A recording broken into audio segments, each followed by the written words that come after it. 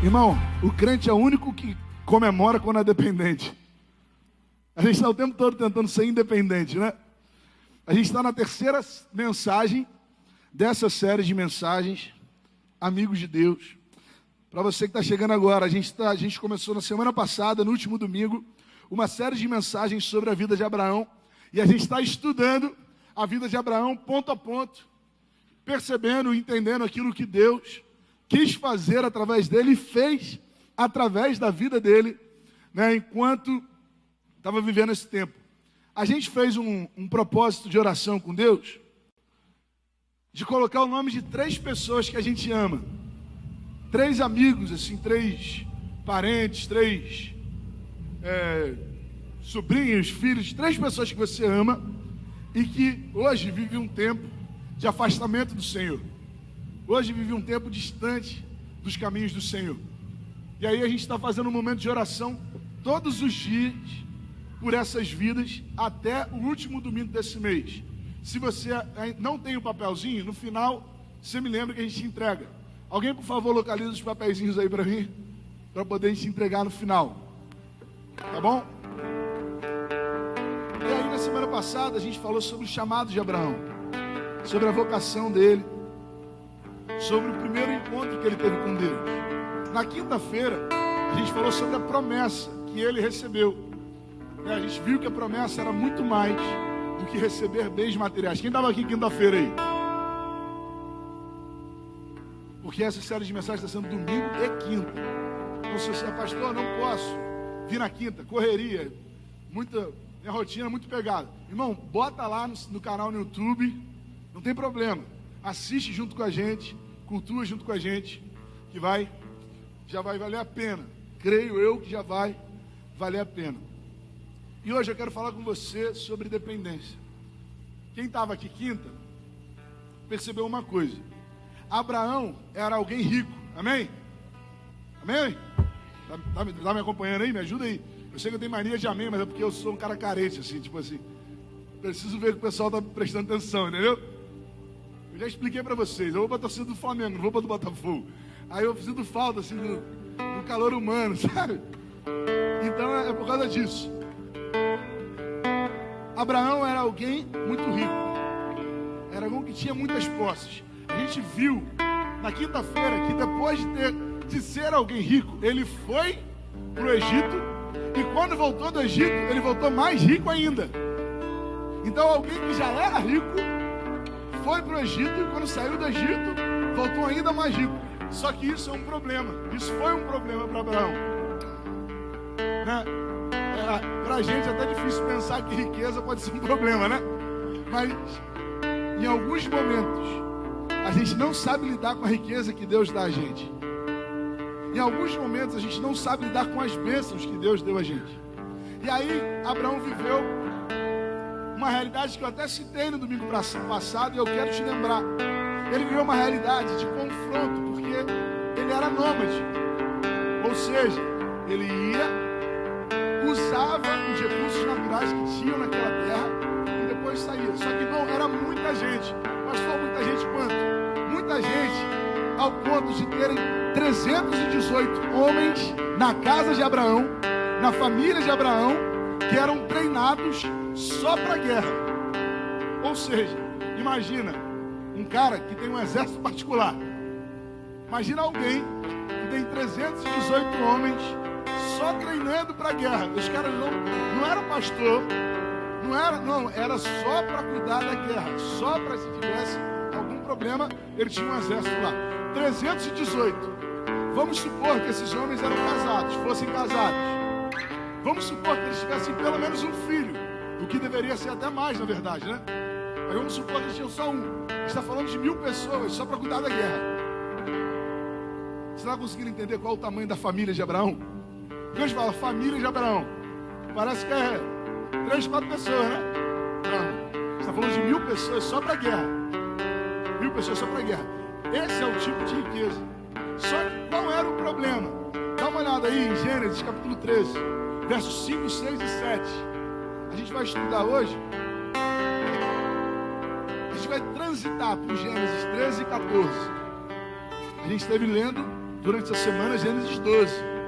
Agora a gente vai ver um pouco sobre o 13 e o 14. Diz assim, ó: Ló, que acompanhava Abrão, também possuía rebanhos e tendas, e não podiam morar os dois juntos na mesma região, porque possuíam tantos bens que a terra não podia sustentá-los. Por isso surgiu uma desavença entre os pastores dos rebanhos de Abraão e os pastores de Ló. Nessa época os cananeus e os ferezeus habitavam naquela terra. Ou seja, Abraão era rico, ficou mais rico e morava com um filho que era rico também. A riqueza começou a bater de frente um com a outra. Olha que doideira, né? Começou a ter confronto entre os servos um do outro. E aí, irmão, se torna visível, se torna perceptível a visão paterna que Abraão tinha por Ló. O cuidado de pai que Abraão tinha por Ló. Porque, dá uma olhada aí no 8 e o 9, no versículo 8 e 9. Vamos acompanhando, vamos lendo junto. Essa série é para você ler a Bíblia junto comigo, amém? Então Abraão disse a Ló: não haja desavença entre mim e você, ou entre os seus pastores e os meus, afinal somos irmãos. Aí está a terra inteira diante de você. Vamos nos separar. Se você for para a esquerda, eu vou para a direita. Se você for para a direita, eu irei para a esquerda. Meu irmão, Abraão permite que Ló tome uma decisão que só um pai deixa que o filho tome. Abraão era mais velho, e a gente entende que os mais velhos têm prioridade, amém? Ainda mais nesse tempo. Mas Abraão abre mão do seu direito para que o sobrinho dele, que ele tem como filho, exerça esse privilégio. Abraão abre mão do seu direito para que o seu sobrinho tenha um privilégio. E aí olha só, Ló, 10 e 11. Ló então olhou Ló e viu todo o vale do Jordão, todo ele bem irrigado até Zoar. Era como o jardim do Senhor, como a terra do Egito. Isso se deu antes do Senhor destruir Sodoma e Gomorra. Ló escolheu todo o vale do Jordão e partiu em direção ao leste. Assim, os dois se separaram. Nesse momento, verdadeiramente, Abraão está começando a ter o seu caráter forjado, sabe? Porque, num primeiro momento, ele recebe a palavra de Deus, mas ele ainda não consegue entender o que significa viver pela fé. Aqui é quando os olhos de Abraão começam a se abrir para aquilo que não é capaz, aquilo que não somos capazes de enxergar. Abraão começa a perceber aquilo que não se vê. Ló foi seguir aquilo que era visível. E quando a gente não é guiado pela fé, quando a gente é guiado apenas por aquilo que a gente é capaz de enxergar, quando a gente começa a dosar as circunstâncias, ainda que pareça um caminho de bênção, ainda que pareça uma porta se abrindo, esse caminho pode levar à destruição.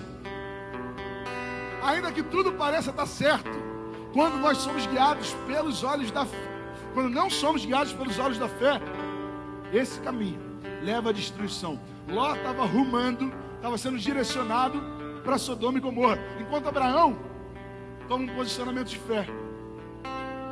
Fé não é dar um tiro no escuro, irmão. Fé é entender aquilo que Deus quer para a sua vida. Fé não é ir na direção do incerto. Fé é ir na direção do que é certo, ainda que seja impossível. Fé é ter a certeza de que vai dar, ainda que todas as circunstâncias digam ao contrário, porque não é sobre a nossa capacidade, não é sobre o nosso dom, não é sobre o nosso talento, mas é sobre vivermos uma jornada de fé. Ainda que a gente não saiba o nosso futuro. Mas seu irmão, um copinho bonito, hein? Comprou agora, irmão? Estava escondido aí? Gostei.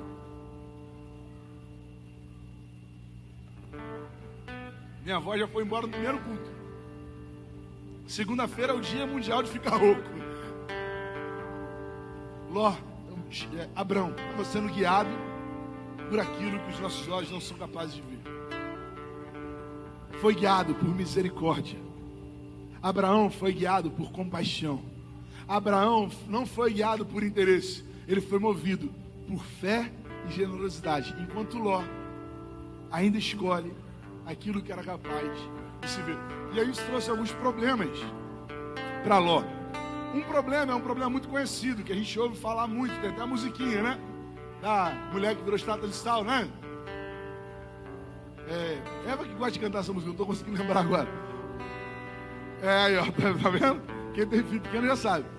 Então, além da destruição, que todo mundo sabe que Sodoma e Gomorra foi destruída, além de ter perdido a sua esposa, Ló ainda se envolve em outra enrascada, irmão. Não é só essa.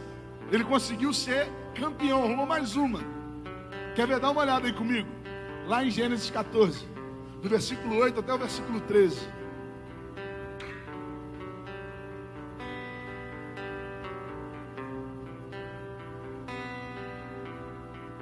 Você pode ler comigo aqui na projeção? Vamos ler junto. Mas ler daquele jeito, irmão. Estilo bem, vamos lá. Então,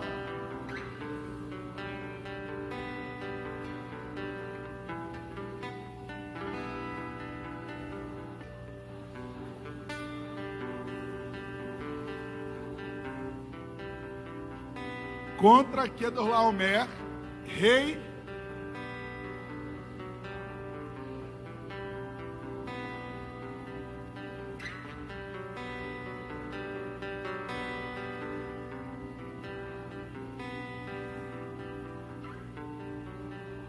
o vale de Sidim era cheio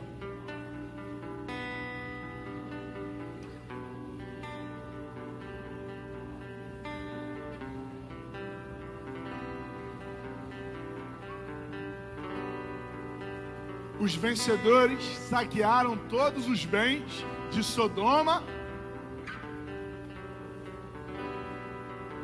Aí olha agora, ó.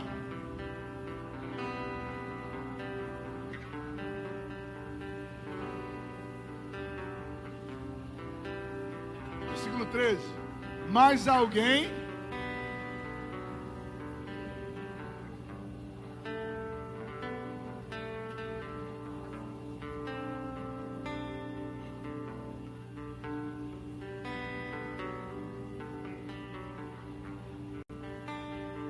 Você viu que nesse texto tem várias sugestões de nome para você colocar no seu filho, né? Várias sugestões que você pode batizar seu filho aí. Vai guardando, vai anotando. Magno já estava ali, ó, guardando alguns nomes para colocar. Esse povo, vou dar uma síntese do que está acontecendo ali. 4 reinos subjugavam, cobravam tributos de outros 5 reinos. Durante, se não me engano, eu estou lembrando agora, 12 anos. No 13º ano, eles se levantaram para reclamar disso. Eles falaram, por que a gente está pagando se não tem nada, a gente não deve nada a vocês? Eles se erguem para ir contra esses 4 reinos. Só que esses 5 reinos, incluindo Sodoma e Gomorra, não foram capazes de vencer essa guerra. Eles não conseguiram bater de frente com os outros 4. E aí uma pessoa foge e vai contar para quem? Para quem? Abraão.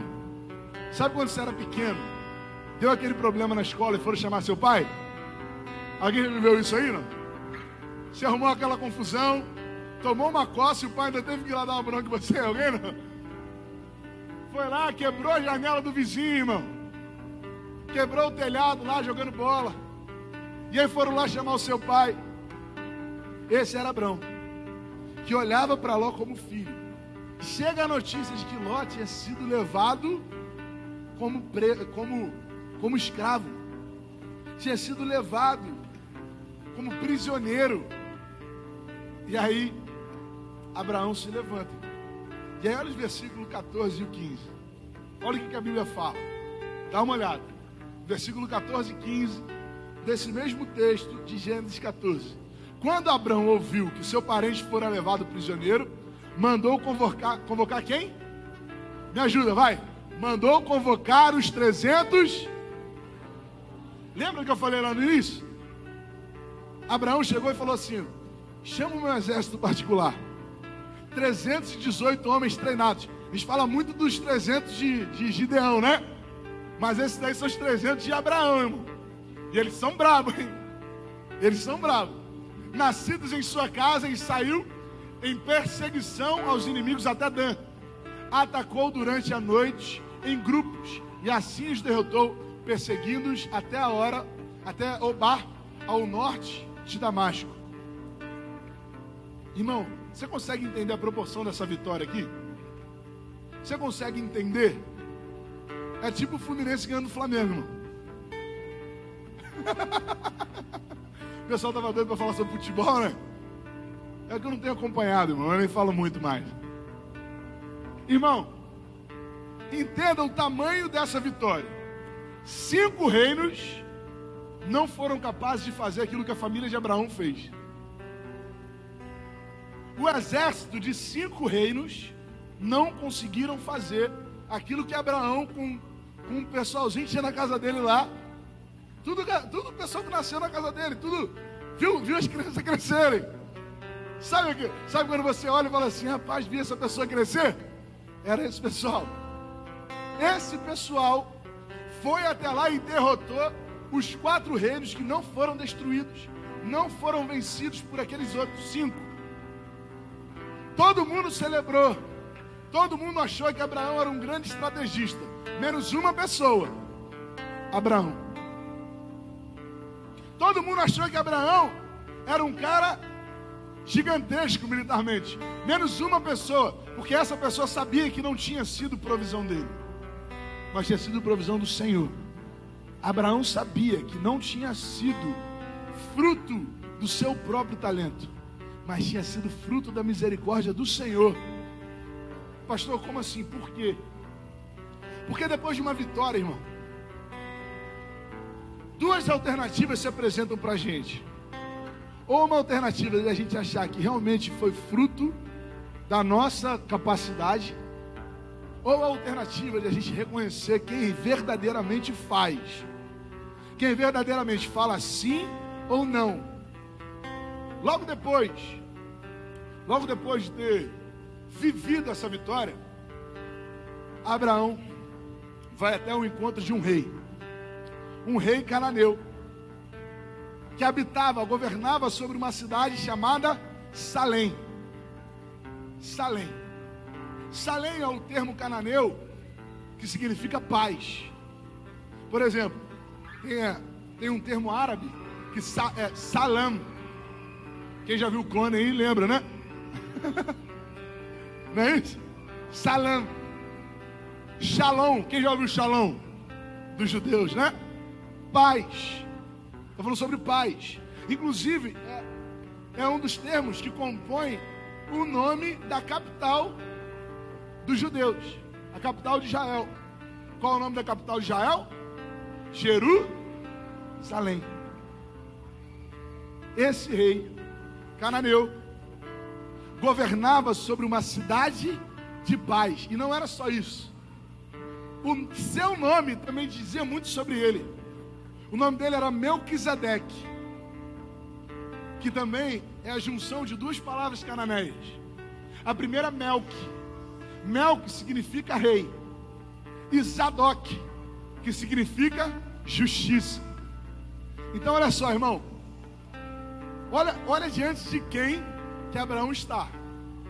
Um rei de paz, ou melhor, um rei de justiça, que governa sobre uma cidade de paz, no meio de um povo idólatra, no meio de um povo que servia a outros deuses, no meio de um povo que sacrificava crianças, no meio de um povo marcado pela prostituição, que era o povo cananeu. Havia um homem, um rei de justiça, que governava sobre uma cidade de paz. Dá uma olhada só no versículo 17, 18 e 19 de Gênesis. Voltando a Abraão da vitória sobre Quedorlaomer e sobre os reis que a ele haviam se aliado, o rei de Sodoma foi ao seu encontro no vale de Savé, isto é, o vale do... Repara só numa coisa. Você está reparando que esse rei está maiúsculo? Isso é um detalhe importante, não é? Esse rei não está escrito em minúsculo. E quando está falando sobre os outros reis, repara, está escrito em maiúsculo ou minúsculo? Minúsculo. Então já há uma questão diferente aqui. Continua, por favor. 18. Então, Melquisedeque, rei de Salém e sacerdote do Deus Altíssimo, ou seja, sacerdote de El Elyon, trouxe pão e vinho. Irmão, você precisa entender a profundidade dessa figura. Sabe, quem gosta de ver série aí? Quem gosta de ver série? Gosta? Assim, quando a gente está vendo uma série ou um filme, sei lá, 7 filmes depois, 8 filmes depois, que você olha e fala assim, caramba, eu lembro que isso aqui, ele está fazendo referência ao negócio que estava lá no início. Quem gosta de uma série assim? Eu gosto muito. Quando o cara está escrevendo um enredo e o que está acontecendo no final faz referência a alguma coisa que estava lá no início, às vezes você nem reparou. Melquisedeque era uma referência do final, do início e do agora. Ele era alguém extremamente importante. Ele era alguém que abençoa Abraão. Ele é alguém capaz de abençoar aquele que foi chamado para abençoar todas as famílias da terra. Um rei de justiça, que governa sobre uma cidade de paz, que é sacerdote do Deus Altíssimo. Você consegue entender sobre quem essa pessoa está apontando, irmão? Por exemplo, abra sua Bíblia aí lá em Mateus, capítulo 26, versos 26, 27 e 28. Dá uma olhada aí. Se você quiser anotar, irmão, anota. Vai anotando aí para você guardar isso aí depois. Mateus capítulo 26, versos 26, 27 e 28.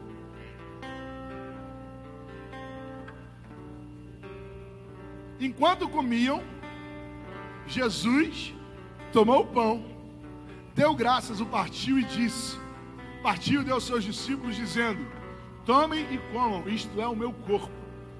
Em seguida, tomou o cálice e deu graças, ofereceu aos discípulos dizendo, bebam dele todos vocês, isto é o meu sangue, da aliança, que é derramado em favor de muitos para perdão de pecados. Para o perdão de pecados. Quem lembra em qual ocasião Jesus fez e falou isso? Quem lembra? O que estava acontecendo ali? Eles estavam celebrando o quê? Vocês lembram? Me ajuda aí, estava celebrando o quê aqui? Me ajuda.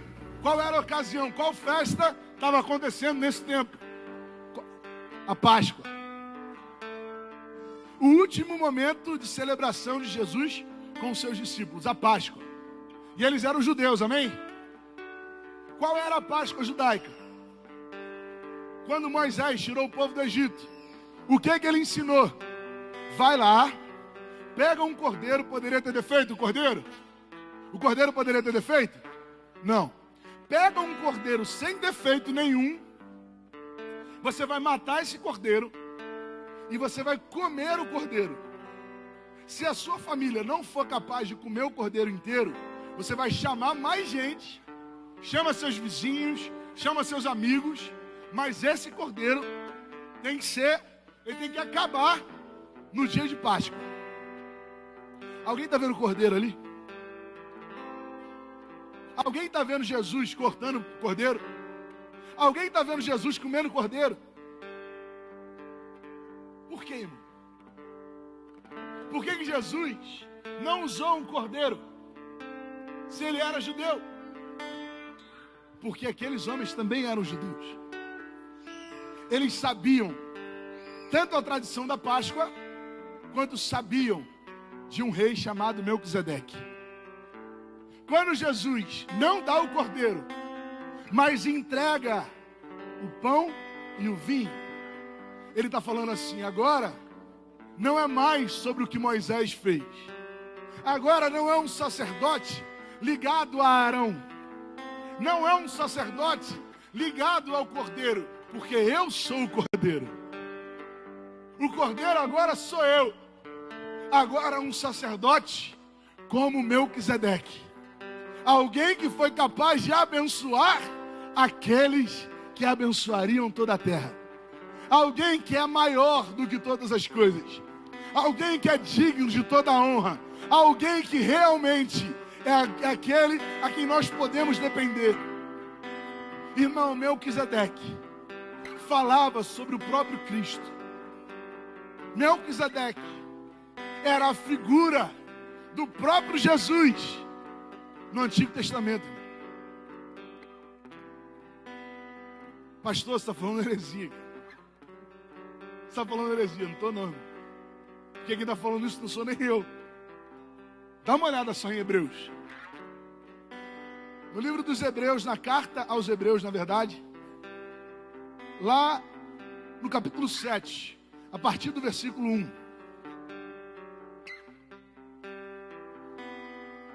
Hebreus 7, 1. Olha o que a Bíblia fala sobre esse homem.